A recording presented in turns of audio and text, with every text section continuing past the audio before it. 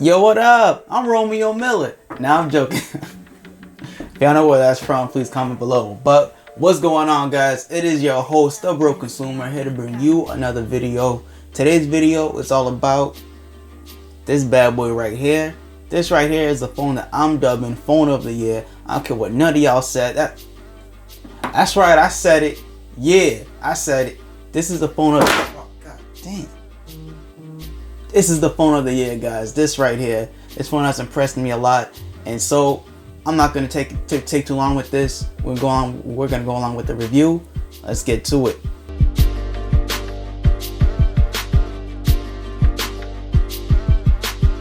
Now, guys, this right here is a bad boy phone. Now, let's take away price. Take away a bunch of things, right? Don't think about price. Don't think about the competition. What we're gonna talk right now, just real quick, is the specs. Let's go down with the specs. So, in this bad boy right here, we have a Snapdragon 845 processor, 6 to 8 gigs of RAM. I got the 8. You have at least 128 gigs of onboard storage, and if you're a baller, you get the 256 gig. And it comes with a 6.4-inch AMOLED display, which looks pretty decent. And on top of that, you got a 16 megapixel shooter with a 20 megapixel shooter to complement that. And on top of that, just to see all the pores and pimples and everything all over your face, they put a 16 megapixel camera on the front. Now, all that, oh, I'm sorry, I forgot a couple of things. One, you also get a 3700 milliamp battery, so you have plenty of power on top of that. And we're not even done yet. We're not done. They added something that no other phone company has added yet. We're not going to talk about that.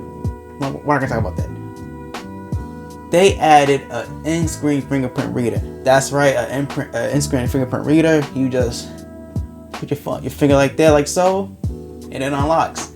Pretty decent, right? Pretty cool. That is correct. So without further ado, let's get to the next part. Alright, guys, so we're gonna move on to one of my favorite things. So of course, like I said before, this phone extremely fast, got all the nice specs clearly as what was actually just listed. You can see everything is gonna be fast. So it's basically the specs of your typical flagship, right? But let me remind y'all of something. What makes these phones different, the flagships, what makes them different, is the small things. That's what it is. The small things about the phones will make it different. Because, you know, you have all flagships have the 845 processor. They should have 6 gigs of RAM at least. And on top of that, you know, whatever. But we'll all agree this is a flagship device, right? Right? Exactly. We'll all agree this is a flagship device. But one of the things that I praise this phone for is its smoothness. Now, I first recognized OnePlus and their, I want to say their mission on making sure that this phone's going to be one of the most smoothest phones is with the OnePlus 6. Moving from the OnePlus 6, from the OnePlus 5T, the big difference, at least to me, was the smoothness. Now, at first, you know, I'm one of those people that don't like change too much. I had my 5T, I was happy with it. I got the 6, I was like, oh, it got a stupid notch, this and that, blah, blah, blah. I don't like it. But once I started using the phone, everything was just so butter. It was imagine butter being cut, being so smooth. That's how easy it glides and everything. Picture it as a phone. Put those two together, you have a OnePlus. That's exactly how the animations are when it comes to this phone. Everything is just so smooth. The transitions, the way everything glides around, everything is just so much better. And so I want to say it's because of 6 gigs of RAM, or 8 in my case. But I can't really say that. I have 6 gigs of RAM in my Note 9. It's not as smooth as my OnePlus 6T. It's not as smooth as my OnePlus 6 was. Don't get me wrong, Note 9 is a very smooth phone. It's a great phone. But the feeling I get when using the OnePlus, you can just tell that stock, it gotta be stock Android. Obviously it's not exactly stock, but it's close enough to stock that it's just, everything's just so smooth on the device. I think I love it. I'm pretty sure you guys will love it too. I don't know why you wouldn't want that smoothness. It's one of the most smoothest phones. And now that actually carries on to gaming. So when you're playing games, obviously I got 8 gigs of RAM. I have no problems. One of the games I like to play a lot, Modern Combat 5, I believe it's called. It's been out for like since like 2014, very long time. But the online is still, in my opinion, very fun. I'm not a Fortnite player. I don't play PUBG that much. I should play Fortnite, but I don't. But Mortal Kombat 5, it's like Call of Duty on your phone, and I love it. I love it a lot. Talk to tracks all the time. If you want to play me, I think my name is Dre2Trill. I'll put it on there somewhere. Add me on the Google thing. I love it a lot. Again, everything on there is smooth. So 8 gigs of RAM, Snapdragon 845 processor. You have no issues when it comes to speed. Now, moving on to one of the biggest things, though. One of the things that I want to talk, one thing I'm really excited about is gonna be, of course, the in-screen fingerprint reader. Now, the in-screen fingerprint reader, amazing. Now, I'm not gonna hype it up too much. You know, they had a company, I think it's Vivo. It was the first one to actually do it was a Vivo Next 7, something like that. But it was really crappy, really slow. It wasn't all that great. Blah blah blah. Terrible. Now OnePlus, they stepped it up. They stepped up and they made one where, boom, just like that, in 0.34 seconds, at least according to OnePlus, that's how long it takes to unlock your phone. Now, use this light to read your fingerprint, so you are going to want a clean finger. It can't be dirty, even by the littlest. I guess I would say you have a little bit of dirt on your finger, it will have a little bit of trouble reading your finger. And on top of that, you can't just place it anywhere on the screen. That would be kind of cool, but unfortunately you cannot.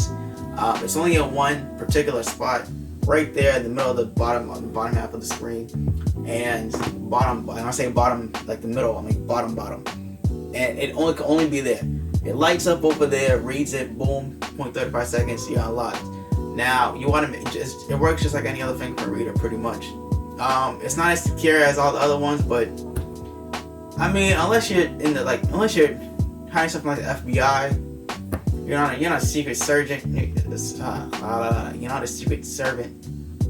So who cares? Honestly, you know, no one's gonna copy your fingerprint, nothing like that. So I know some of y'all are gonna care, whatever. But point is that it's secure enough where your girlfriend can't get into your phone, your friends can't get into your phone, whatever. I think she hide stuff from your girlfriend, but for all my sleazeballs that do, shout out to AMS. You know, you're gonna be locking the phone. So you got the in-screen fingerprint reader, buttery smooth when it comes to performance. What else do we care about? We care about the camera. Now the camera on this phone is pretty good. It's not Note 9, it's not Pixel, it's not even Pixel 2, but it's a pretty good camera. And I'll probably post a few shots here and there, whatever. It'll get the job done. You should have no problem taking photos with these cameras. Again, 20 megapixel camera in the back along with a 16. You know, you get your depth of field stuff and all the other mumbo jumbo, all the portrait modes and all that. You get all that. But one thing that OnePlus did really focus on, especially when I was at the event, they focused a lot on portraits, and they had this portrait photographer up there. He was doing this and that, talking about how great the phone was for portraits. I haven't been able to replicate any of his photos yet, but I will say this: there's hope. There is hope. The phone takes great photos. It's gonna improve over time, whatever OnePlus's algorithm is gonna be in the future. But on top of that, they included a night mode. Now, the night mode is supposed to be some type of like special HDR thing, where it pretty much just slows down the shutter speed. But on those cameras, you slow down the shutter speed, you allow more light to come in. More light comes in, you get a brighter photo. And I guess they're gonna stitch something up with the algorithm stuff and make it a whole lot better. To be honest, I didn't see much difference when it came to using the night mode or not using it. Sometimes you did it, sometimes you didn't. But to me, it honestly didn't matter. But I will say this though, there's a workaround to everything when you're using Android, so you know there's something coming up. And of course, the good people at XDA have something up their sleeves. They got the Pixel APK, the camera APK file from the Pixel to work on the OnePlus. Now, does that mean you have a Pixel camera on the OnePlus? No. But what you do have is a better camera. And so it is stable, I guess. The T-Mobile version, at least when I checked it, currently I don't know when I'm going to release this, but currently right now, as I'm recording this, the T-Mobile version is having problems. But if you do have the unlocked version, you should have no issues when it comes to installing the APK. It shouldn't crash on you or anything like that, and you will have better photos. I will post photos that some people posted up on XDA that have done this. I will say there is, again, it's Android. Google has that magical algorithm. It's not they have a better camera than everyone else. Everyone uses like Sony sensors anyways. So you have hope when it comes to the camera. But even so, you don't have to do all that.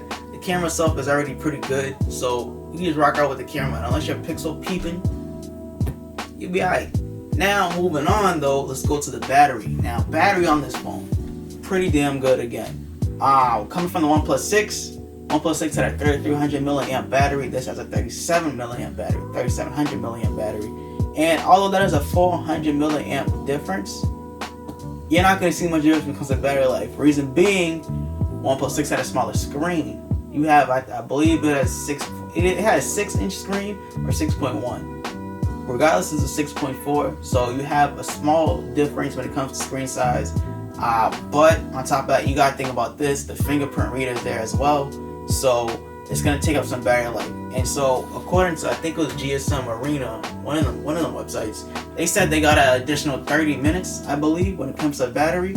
So you get some extra battery, but on top, it doesn't matter. At the end of the day, you're going to get over 6 hours of on-screen time anyways. So you don't have to worry about things like that. This is one of the first phones, the 5C and the 6, one of the first Android phones I've had where constantly I didn't have that battery, that cell phone and battery anxiety where you will leave the house and you're like, God dang it, I forgot my damn charger.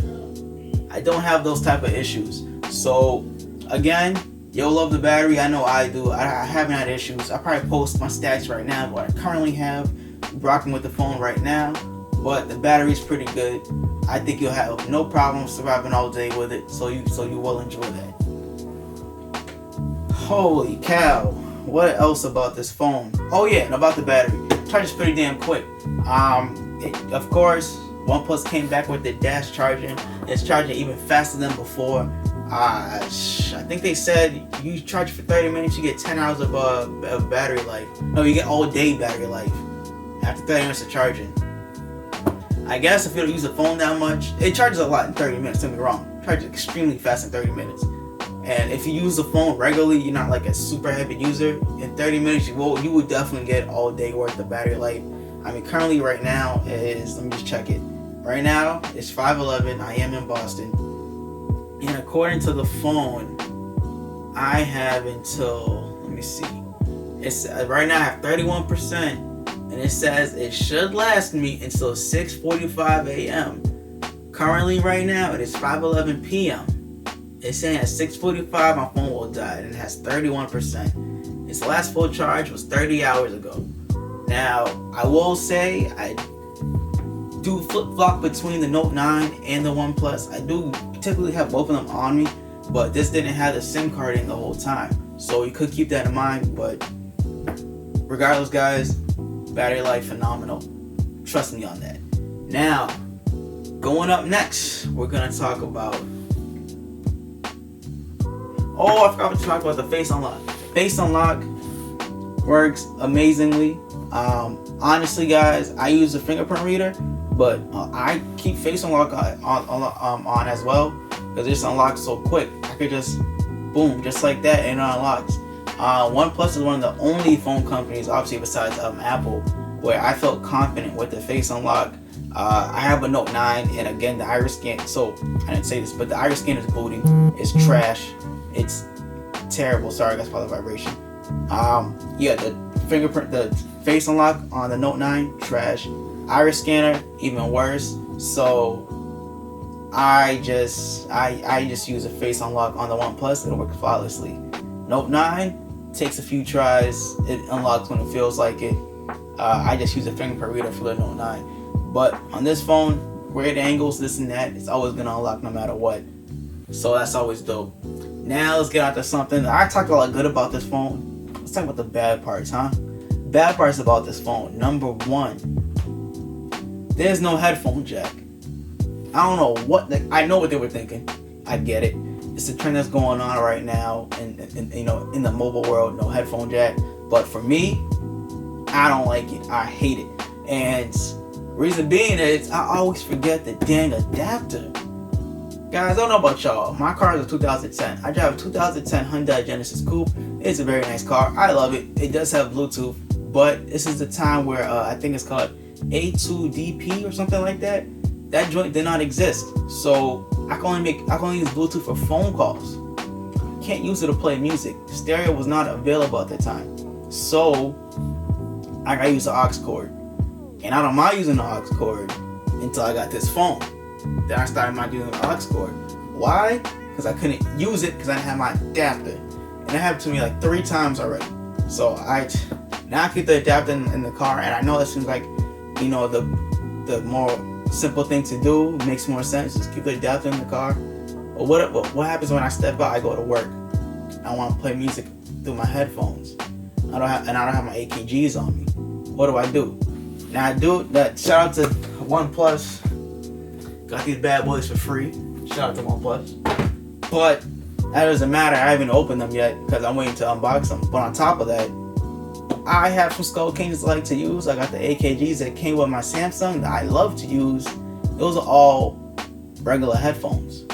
I got AKG wireless headphones on top of that, which I do typically use as well, but I can't keep the headphones on for that long. So for me, I need a headphone jack. Unfortunately, this phone does not have a headphone jack, and you need to use an adapter. I don't like using adapters. So this right here was a failure to me. But OnePlus states they did it in order to squeeze out the extra 400 milliamps of battery. At first, I was like, okay, I'll take that excuse. But seeing how it only got extra 30 minutes of battery pretty much, yo, give me my headphone jack back, yo. Give that joint back, yo. Give it back, B. I don't want 400 milliamps of battery. You can take it back. I don't need it. Give me the headphone jack. I like convenience. That's what I like. So OnePlus, I understand what y'all was going for, but you know, it wasn't all that great. And on top of that, they added a second speaker here, right, where the headphone jack would have been. This speaker is still trash. It's terrible. And that's one of the problems with OnePlus. They never had a great speaker in the phone. And I know it's a $550 phone, so I can't really say too much.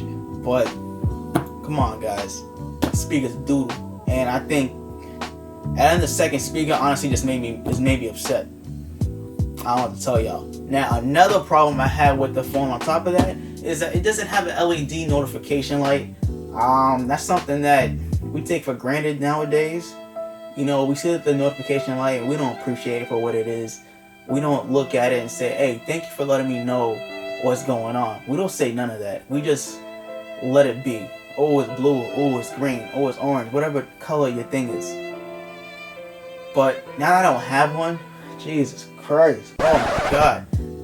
What OnePlus did is, of course, this is an AMOLED display, so it can have not like a all the time screen on type of thing, but when you pick up the phone, right, the screen turns on, and what it'll show is notifications that you have. And so that's cool, I guess. But what happens when you don't have the phone in your hand? A lot of us, we could be away from our phone, we could look to the side. Oh, look, it's blue.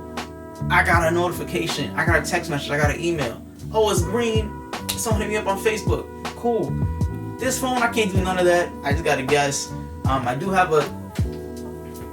have a smartwatch, so I do get the notifications on there. But for the majority of y'all probably don't got smartwatches. So if you do get the OnePlus, just keep that in mind. You won't have a notification light. And I know it seems kind of nitpicking, but to me, I didn't think it was important until it was important. So there you go with that. Other than that though, guys, I like the phone. I like it a lot. And this is gonna be biting into another video I'm gonna be doing, but something about this phone though made me not love it. And I thought it was the weirdest thing in the world. When I used the OnePlus 6, I ended up falling in love with the phone. 5T, I fell in love with the phone. 6T, I didn't really fall in love with it. I thought about it for a reason, and that's because honestly, guys, if you are looking at the 6T, you don't need a in-screen fingerprint reader. Just get the 6. You get the 6. It's probably really cheap right now. I seen one on Facebook Marketplace for like $300, and that was an 8 gig RAM version as well. $300, you get pretty much the same phone. You do have a bigger notch. You do have a slightly smaller screen. You don't get the in-screen fingerprint reader. You do have a slightly smaller battery, but those are all pretty minuscule, to be honest. Those things, like, at least you get a notification light and you get a headphone jack. So at least you have convenience on your side. So I say, guys, honestly, just get the 6. 6T's cool. I love the phone. If you really want a new phone, you cannot go wrong with that phone. It's gonna be great. And on top of that, to make things worse, OnePlus did announce that the 6 will be getting the camera upgrade that the 6T got. Since seeing how they both use the same modules, it's pretty much the same exact camera. So all the software updates, it's gonna be going to the 6 as well. So yeah, you're probably better off getting the 6. But if you got bread, load on the 6T. Anyways, guys, that's it. I'm your host, The Broke Consumer, aka that tech guy Dre. I will see you in the next video. Don't forget to like, comment, subscribe, tell a friend, tell your cousin, tell your mother. Peace.